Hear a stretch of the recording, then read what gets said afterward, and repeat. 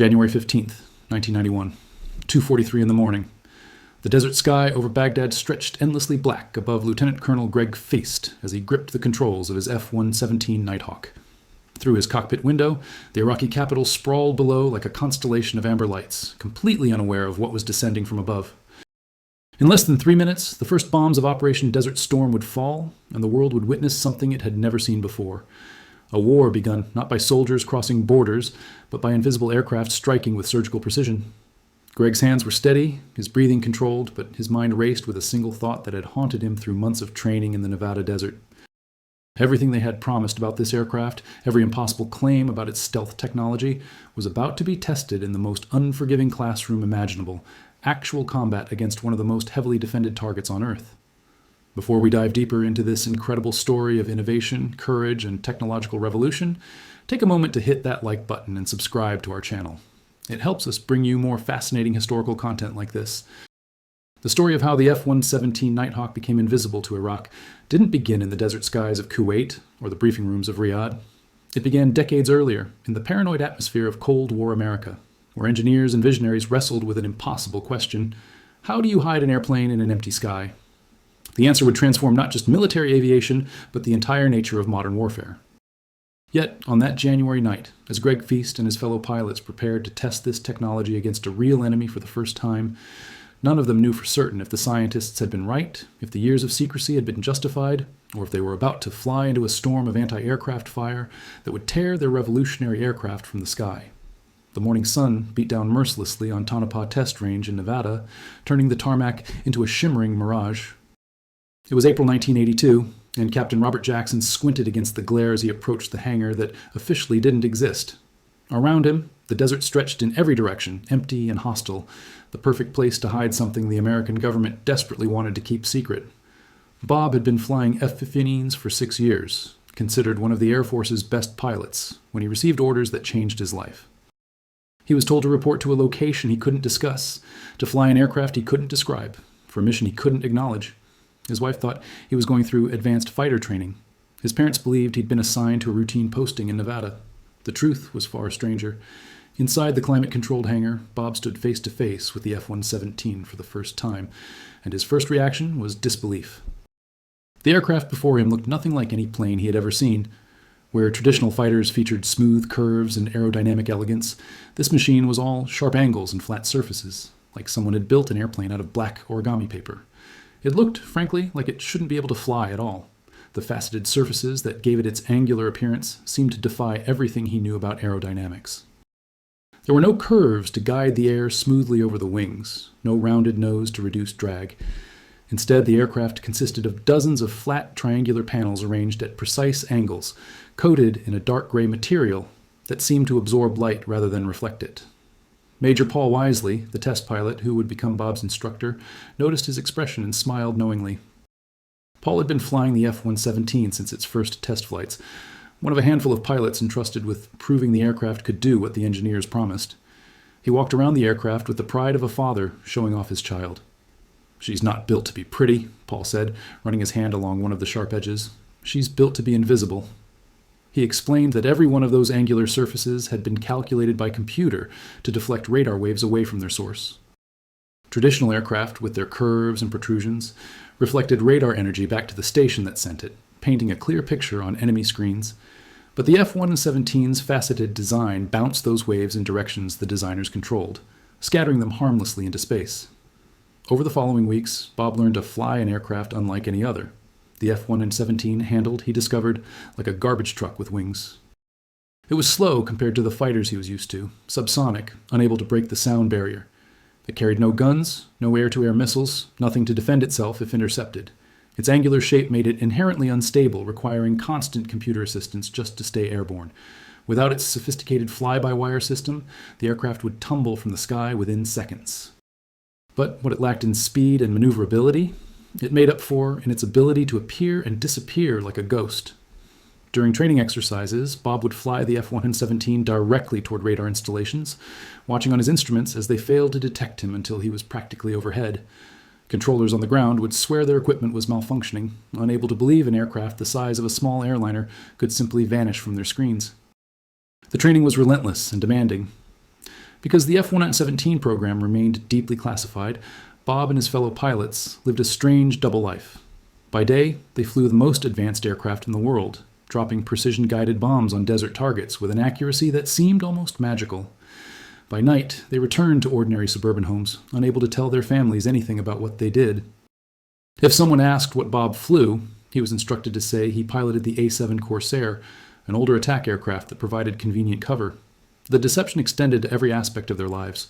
When the pilots deployed for training exercises, their wives were told they were flying A-7s. When they worked late nights perfecting night flying techniques, their children were told Daddy was at the office doing paperwork. The secrecy wasn't just about protecting American technology.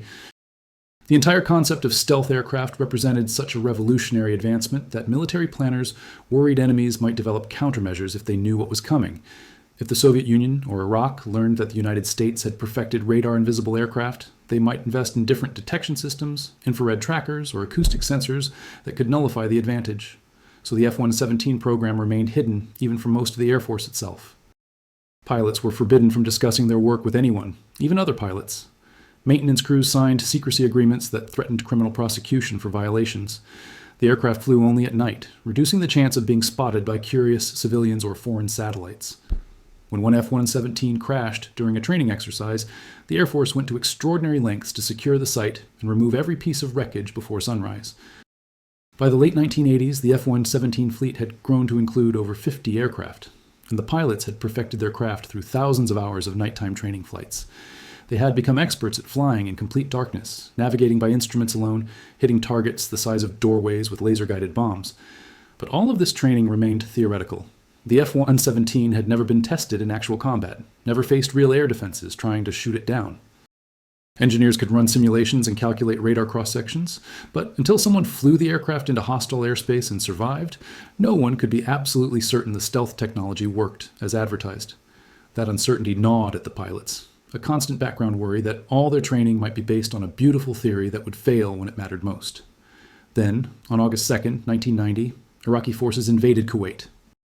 Within hours, Saddam Hussein's military had swept across the small nation, seizing its oil fields and threatening Saudi Arabia.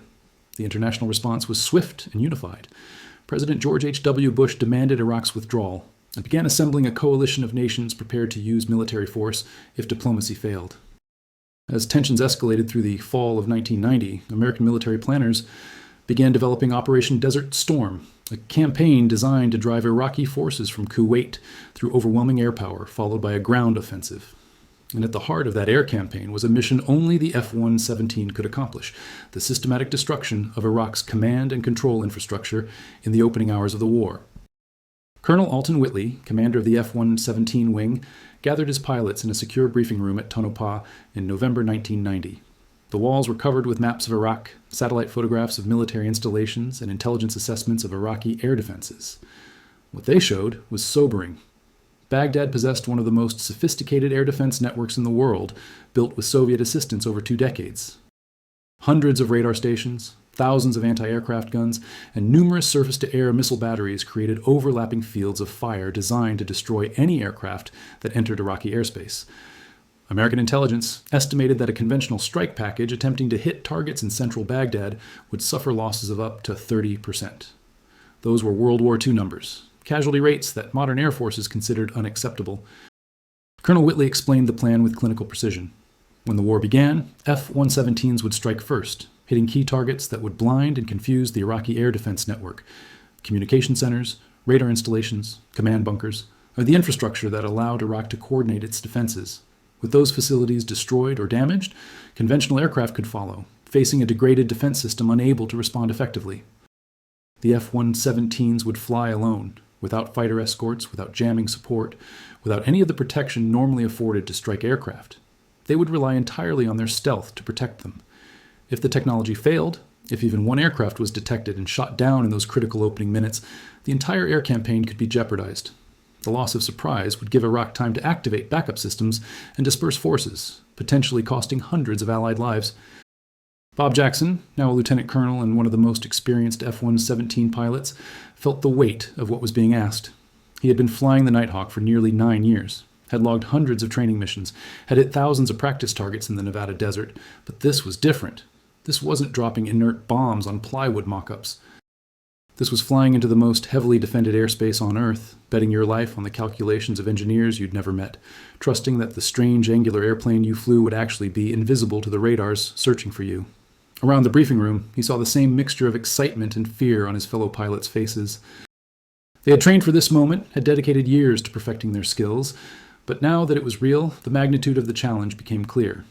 The deployment to Saudi Arabia began in December 1990. The F-117s flew from Nevada to Saudi Arabia in a series of long-range flights, refueling multiple times from tanker aircraft over the Atlantic and Mediterranean.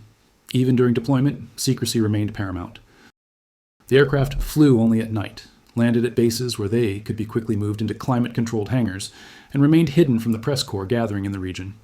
To the reporters covering the military buildup, the F-117 didn't exist. The Air Force continued to maintain that the aircraft was still in development, a technological experiment not yet ready for combat use.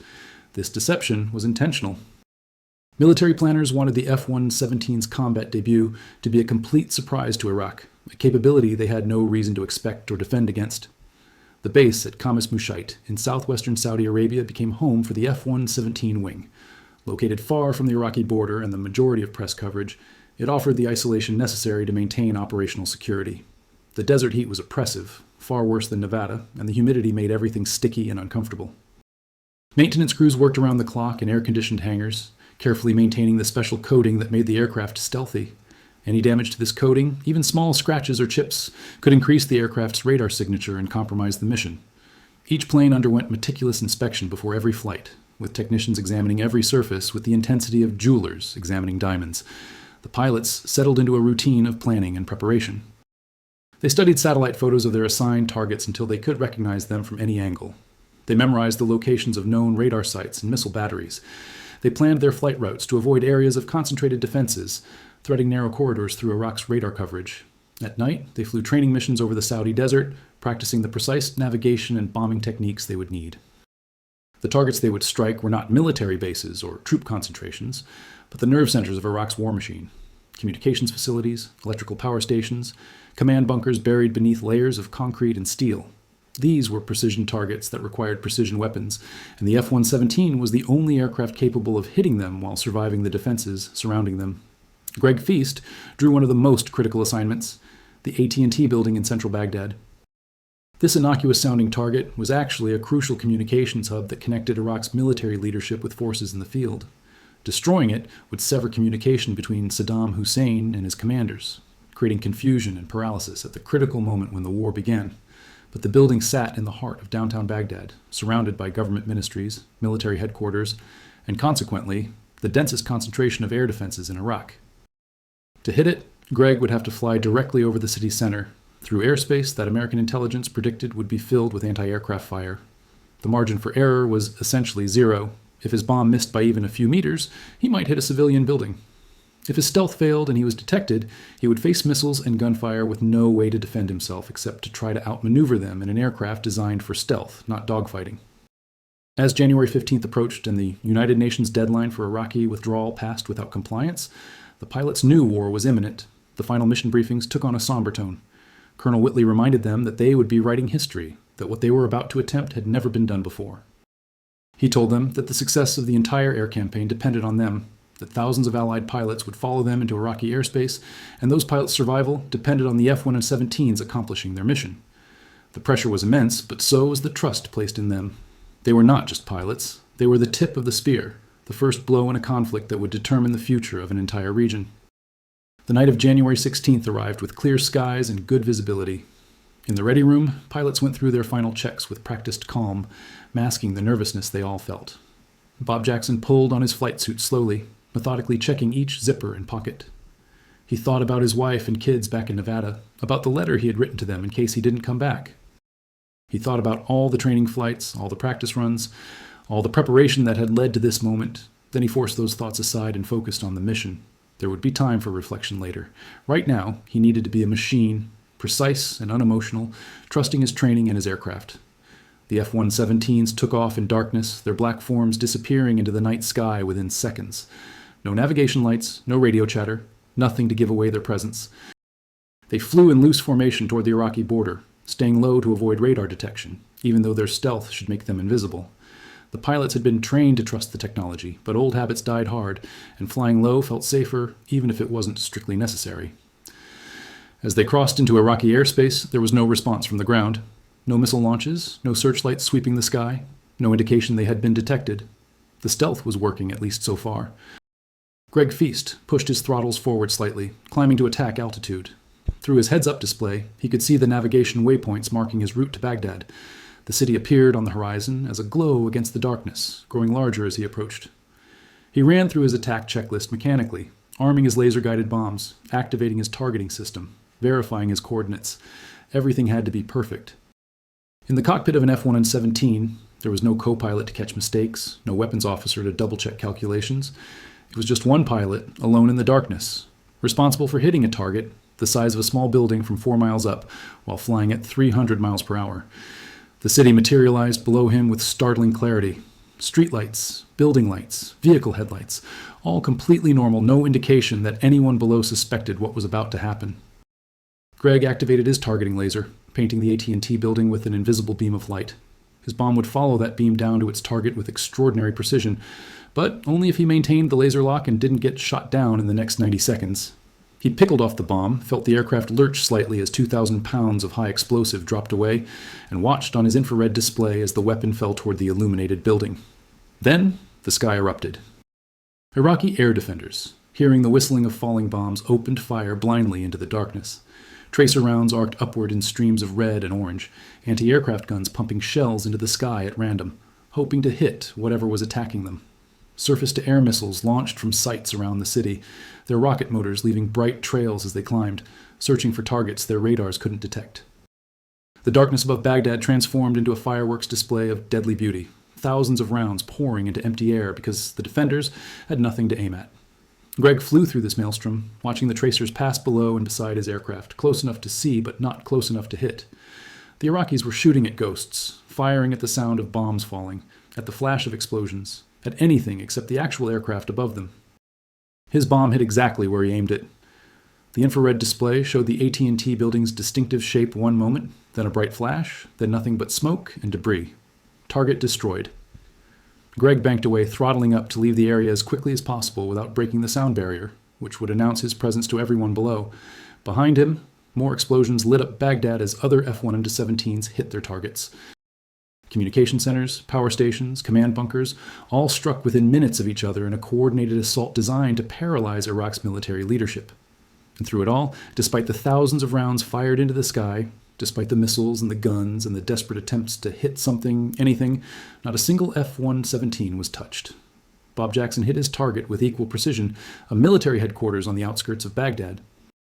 Watching his bomb impact, seeing the building collapse in on itself, he felt a strange mixture of emotions.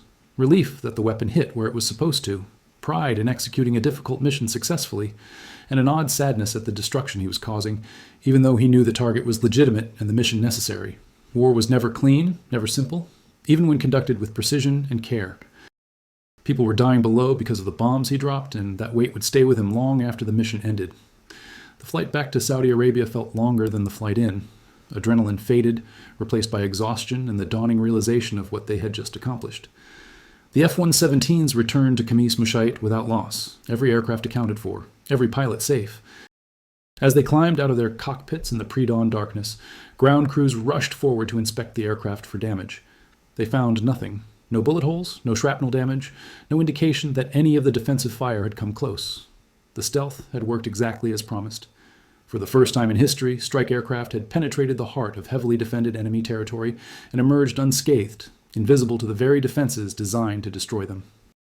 The following days saw the F-117s fly mission after mission into Iraq, systematically dismantling the country's military infrastructure.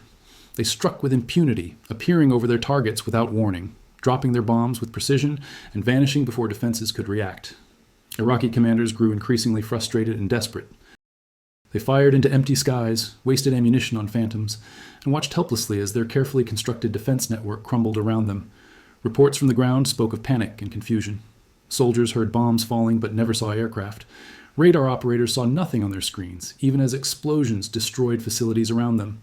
It was psychological warfare as much as physical destruction. the erosion of confidence that comes from facing an enemy you cannot see or hit. Not every mission went perfectly.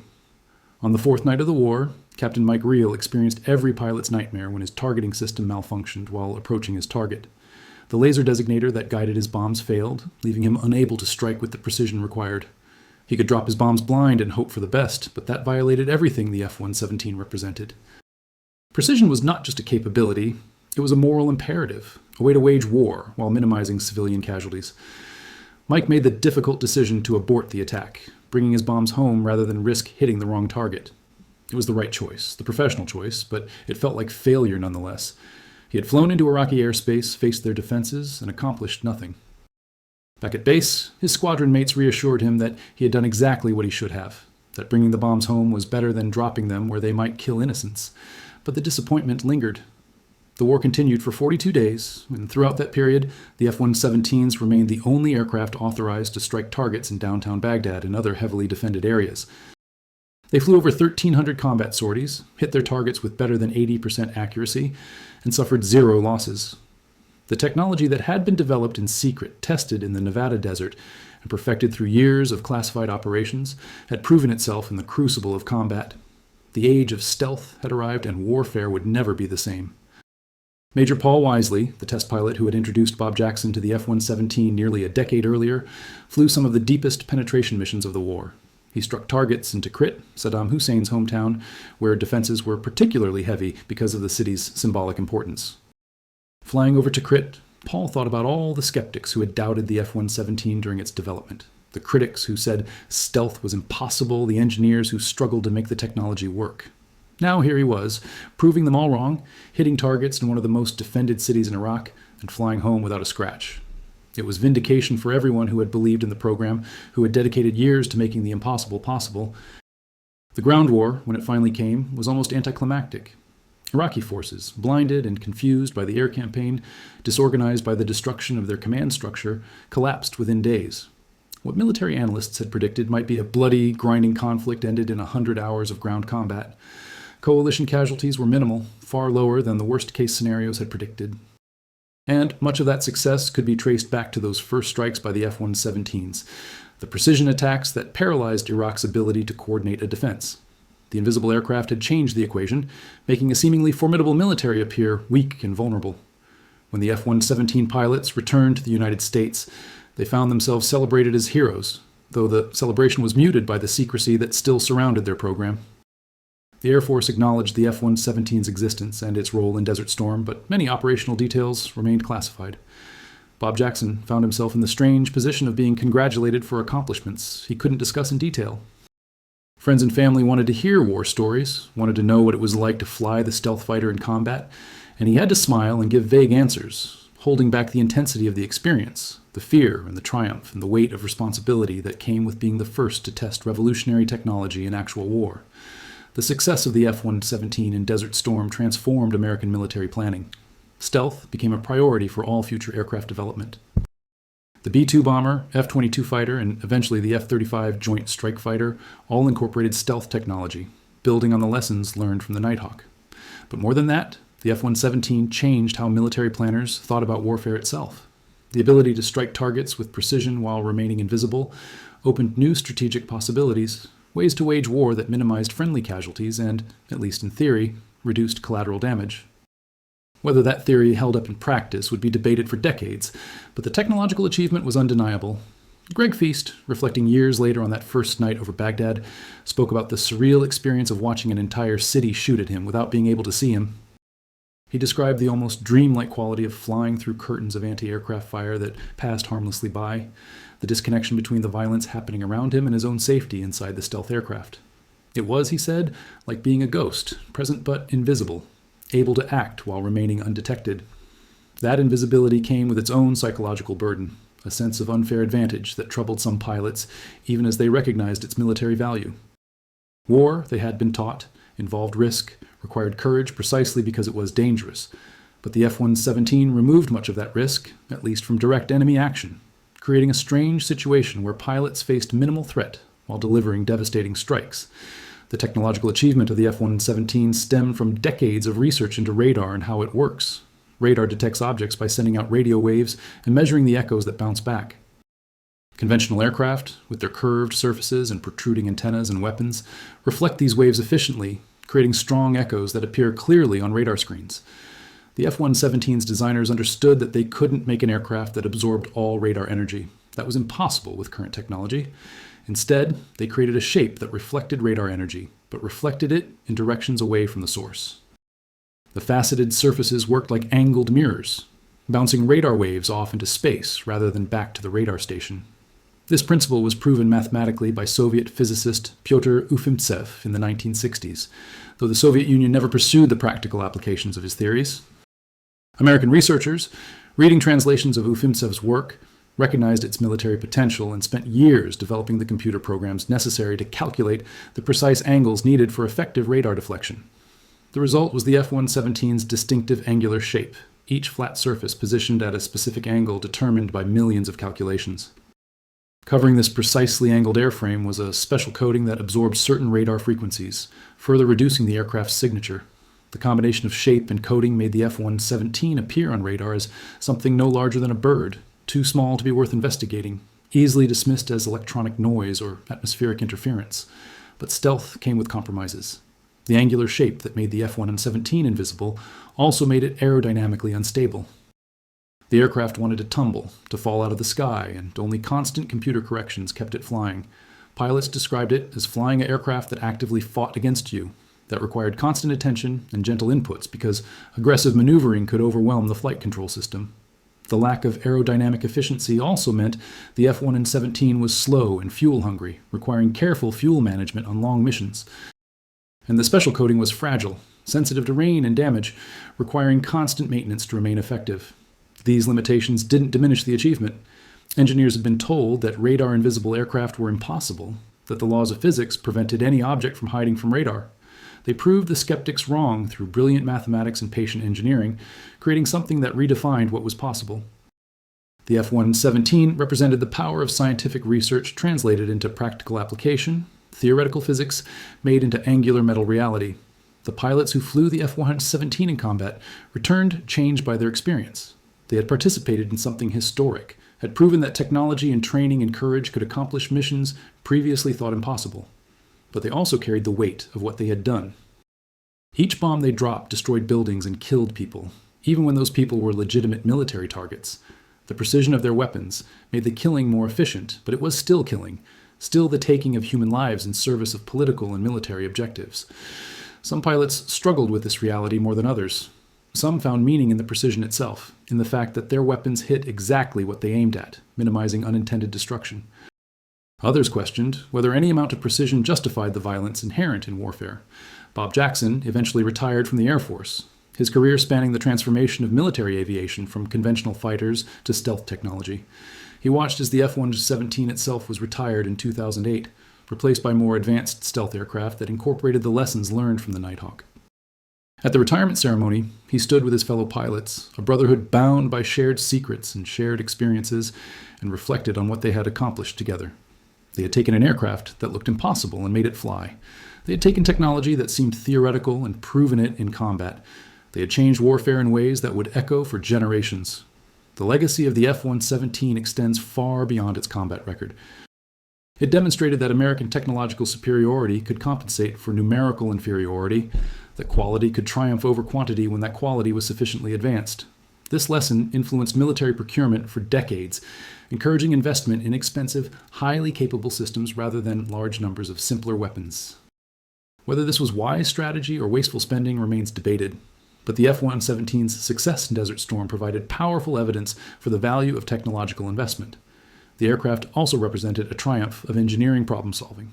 The scientists and engineers who designed the F-117 faced a seemingly impossible challenge: make an airplane invisible.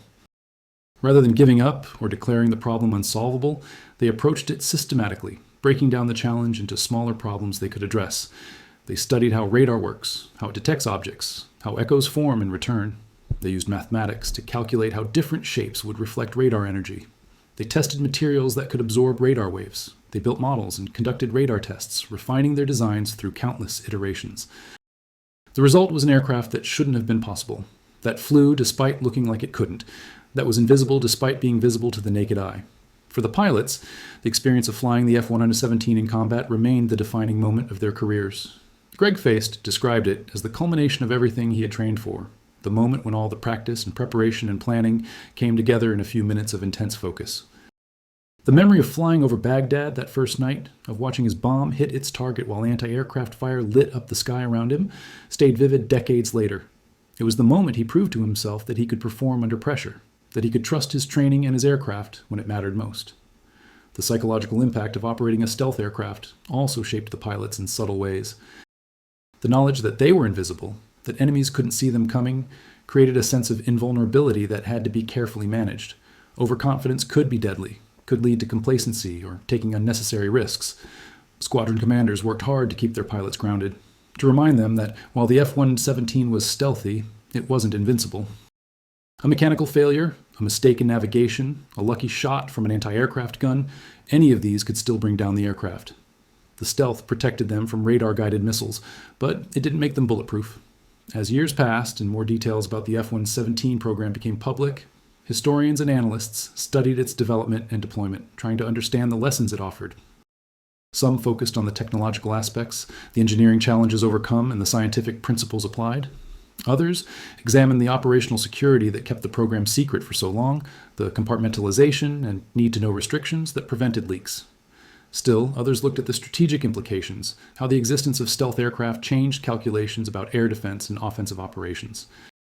What emerged from these studies was a portrait of innovation driven by necessity, of American engineering ingenuity applied to a critical military problem. During the Cold War, the Soviet Union had built extensive air defense networks designed to protect against American bombers. These defenses threatened to make strategic bombing impossible, to close off the option of striking Soviet targets from the air. The F-117 represented an attempt to neutralize that defense, to create a weapon that could penetrate Soviet airspace despite the sophisticated radars and missiles protecting it. That the aircraft first saw combat against Iraq rather than the Soviet Union was almost accidental, a consequence of historical timing and geopolitical events, but the underlying purpose remained: break through defenses that seemed impenetrable, accomplish missions that seemed impossible. The men who flew the F-117 in Desert Storm were not superhuman. They were skilled pilots, certainly, carefully selected and intensively trained, but they were also ordinary people facing extraordinary circumstances.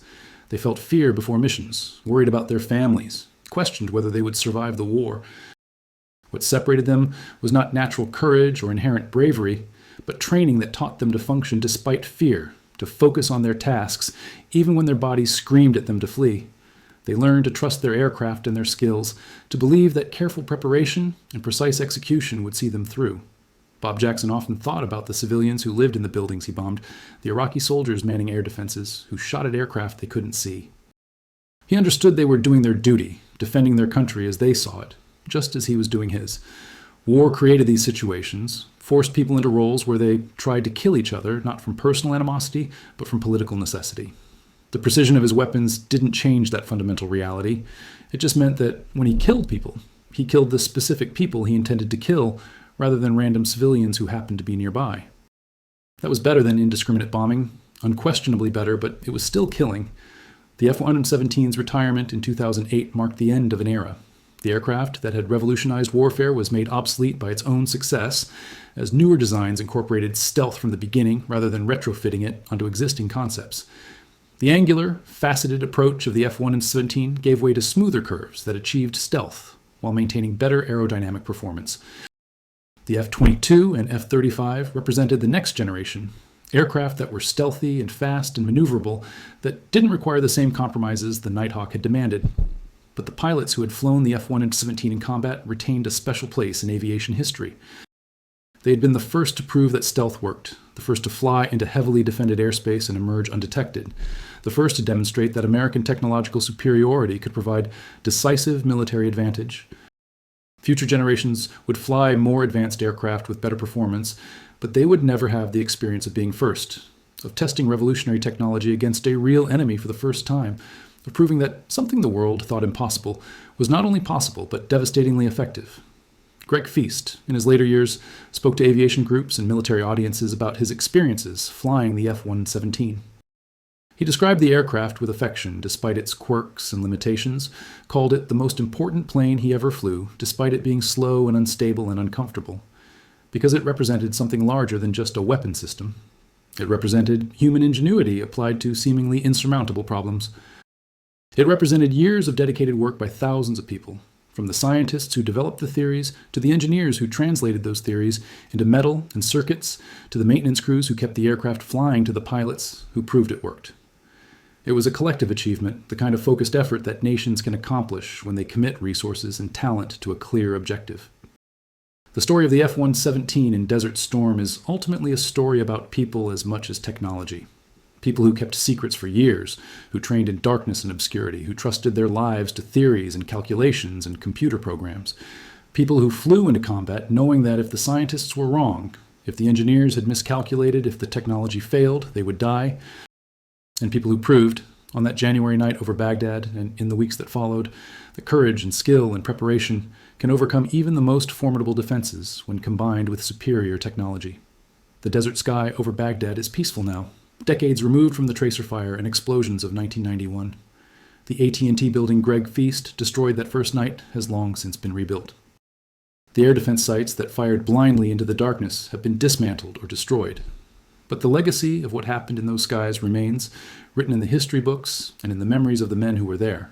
They flew an impossible airplane on an impossible mission and succeeded, changing warfare and proving that human innovation, when properly applied, can accomplish things that seem beyond reach. That remains the true lesson of the F-117 Nighthawk's role in Desert Storm, that dedication and ingenuity and courage can overcome any obstacle, can make the invisible visible, can turn theories into reality, and can write new chapters in human achievement